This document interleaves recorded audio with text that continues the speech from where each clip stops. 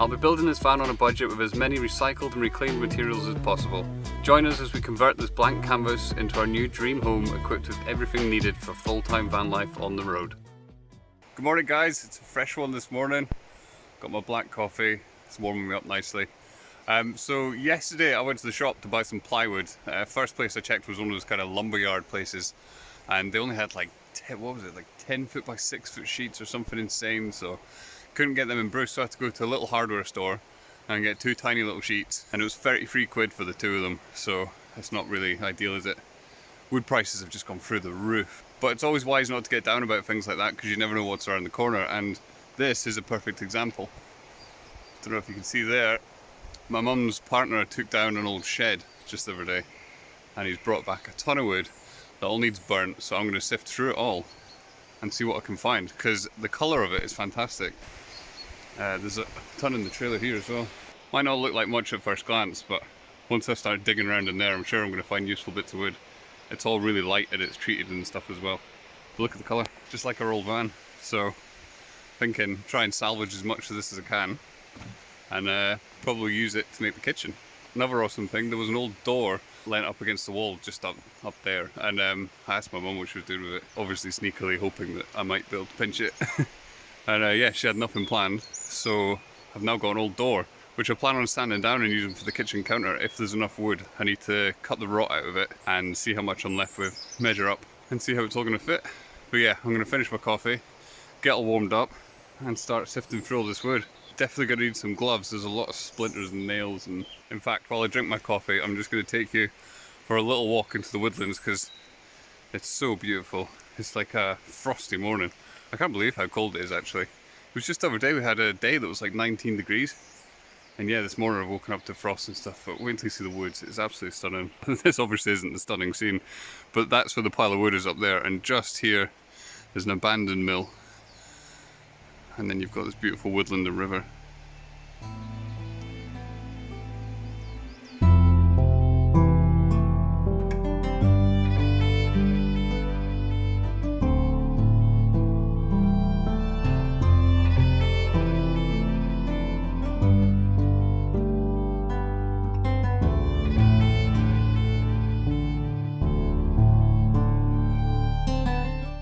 I absolutely love this woodland, it just inspires.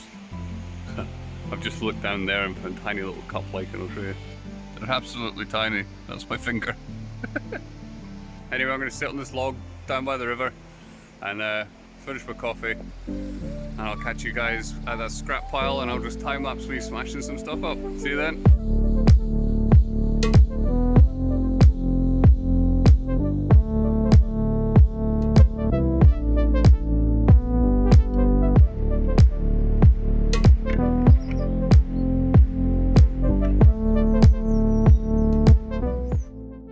Good morning guys, so it's been quite a while since I filmed.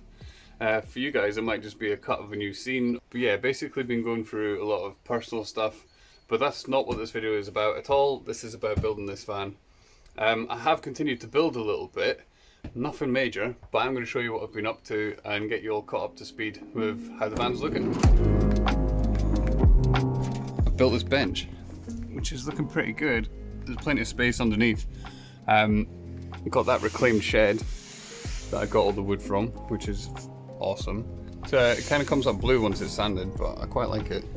It looks more blue on the camera than it does in real life. It's a bit more green in real life.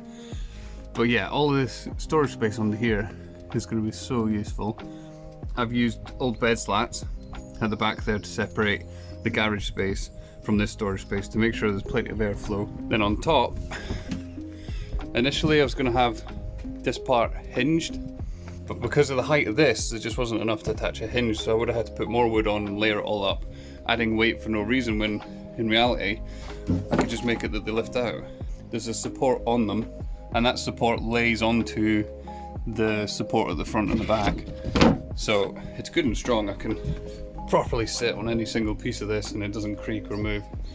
These ones are hinged, easy access, loads of space underneath.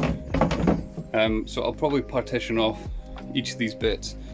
Today's mission, gonna get another one of these, do it along the bottom, and then some going up the front to hide this wood and the Reflectix and all the rest. So that's what I'm starting with today. Look like some kind of mad scientist. But that's not much better. So yeah, now I'm going to sand this plank down, distress it like I did the other one, cut it to size and screw it in. So let's go.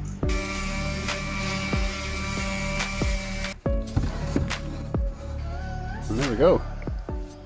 One along the bottom, and then 1, 2, 3. I don't like how you can see the inner woodwork, but it's not going to matter because I'm going to put a curtain rail across here, and then there'll be a nice bit of fabric that hangs. It'll hide all of that, because obviously I'm going to want to hide the boxes and stuff that are in there because they won't be very pretty. But everything marries up pretty well. I think that looks really good. And I think that's the bench completely finished, to be honest. I mean, obviously it needs the foam to go on it and stuff, and I need to build the back up, but the back will come up to where the bed's going to be, so I'm ignoring that for now. And I think my next step is to get the counter on. I've got this old barn door that I took apart and sanded down, and hopefully it's going to be enough to go across here and then out here, but we will see. I'm definitely going to get this counter on made out of it, and whether this one's made out of a different material or not, we'll have to see what happens. So the plan is to actually have the wood hang over here a little bit. I want to be able to put hooks on the underside so that I can have stuff hanging, or you know, I might put a rail to put tea towels on or something. So I'm going to clear all this space out and then get that wood out, mark it up, cut it down. So one of the things I'm finding hardest is getting stuff level because this van is absolutely not level right now, and the engine's in pieces, so I can't move it.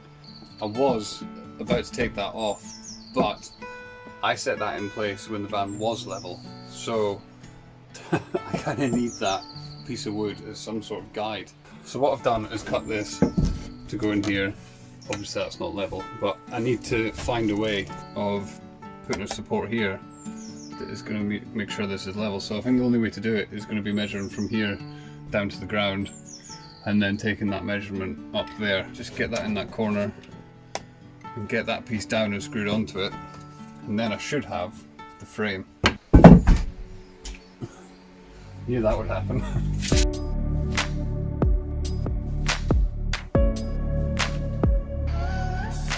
So now I can screw a piece into this corner to give that the support that it needs to be nice and flat. Because I don't know where the supports are in here, I figure if I just do lots of screws, then this plywood should hold it. It is like 9mm ply. I'm never going to climb onto the counter, so it should be alright. It's a beautiful day, by the way, and I need to show you. One of the chickens here has just had a chick. The chicken tends to like shoo the chick into the little hutch, so I'll have to be quick, but hopefully I can get a wee shot.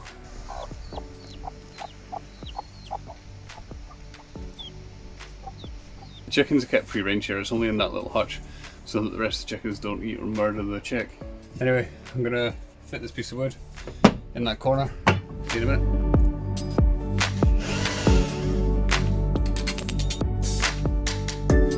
So here's that old door. There is a pretty big gap. It doesn't line up very well. The wood's a bit bowed. It's all a bit wibbly, but I don't really care. I like it. I think it looks excellent. There's going to be a few things I'm going to have to do with this.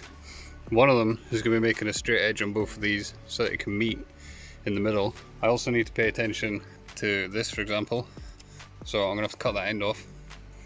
There's that. So I need to avoid that. So really I need to arrange them in a way that's going to best suit the space in there. I think that's going to look pretty cool. I'm not going to cut this excess off until the very, very end.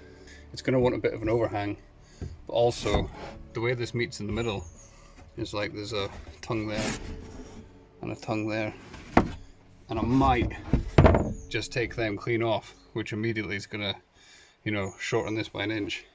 It'll darken a little once I put the lacquer on, but not a lot because I've got this clear matte coat stuff. But I think it goes well with the wall. So it'll all start to come together then. That is hideous, but it really doesn't matter because it's going to be the back of the kitchen. But yeah, that's some Frankenstein shit going on there. But it won't matter, never going to see it.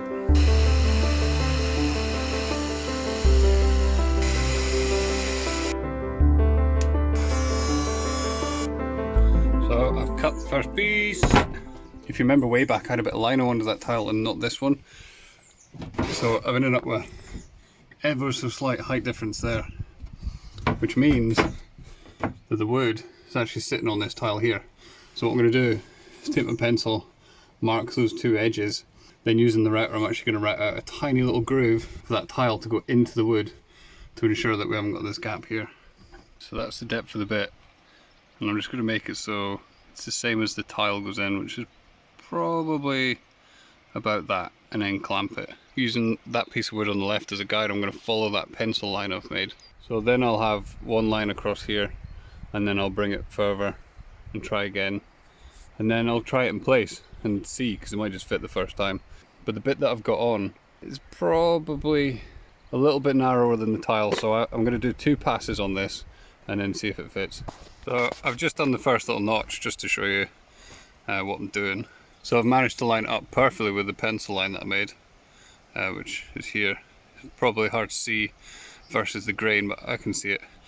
And that looks about the right depth for the tile. Not quite enough, need another millimetre or so. So back to clamping it all back together. That's better.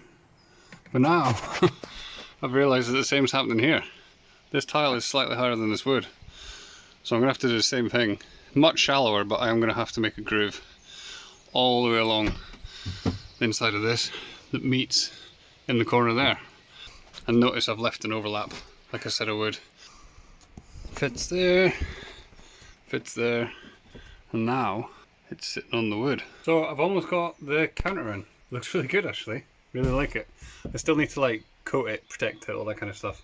But I think I'm going to do that in position. I kind of just want to get it down. I feel like kind of building stuff and then going around with paintbrushes. And it was probably easier to seal it in like a garage or something, but I'm going to do it in situ, and hopefully there's not a mistake in doing that. So excuse all the screws sticking at the top. I've yet to screw it down. This is all going to get filled in with wood filler, all these holes and that gap, so that when I lay the coat on, it will create a watertight protection that, you know, because I don't want water dripping down these bits and then going mouldy and stuff like that. I created the overhang that I said I would. I've burnt around the edge of it just to kind of make it match like the rest of the van stuff. I kind of went over it a little bit with a blowtorch, but it was mainly to do the edges. Where the two meet, I put a strut and then just punched a load of screws through and made sure the screws weren't going to be longer than this wood plus that wood, so they don't poke out into the worktop. But yeah, I think it looks pretty ace.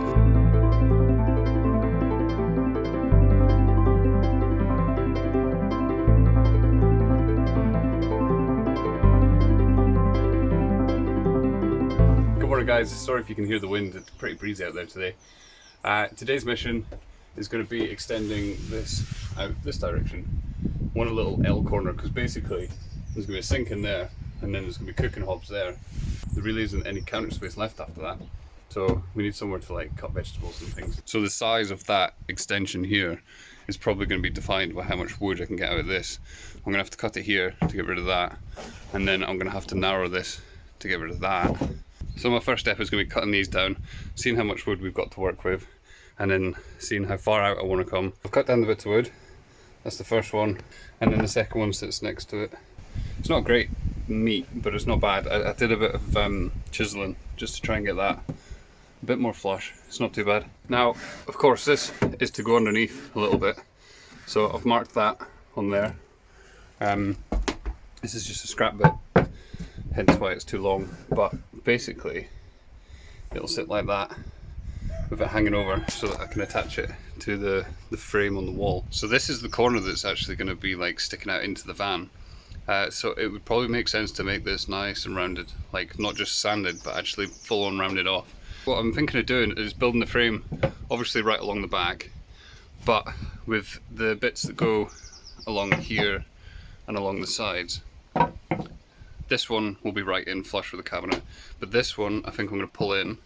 That gives me this corner to cut off. So the frame's actually going to be smaller than the counter, but that gives me the ability to cut that corner off, which I'm definitely going to want, because I don't want to keep smashing my thigh into that.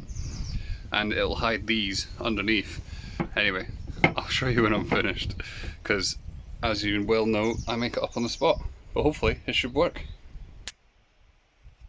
So I made that. Which fits in here, I made an overlap so that I can screw the other bit of wood into that, and along there, both the bits of wood. And it'll hang over the edge, and then it'll just be a case of putting these on top of that, screwing that all down, putting it in there, screwing it along, and then I'll build the cabinet out. So I'm going to round this corner, cut the edge off of that, screw it all together. Looks alright. I'm pretty impressed actually. So that just sits on that beam, slots into place like that. So all I need to do now is burn it, so it's the same as that, sand it more, and then start building that unit up from the ground. But that's not a bad wee extension to the counter, that.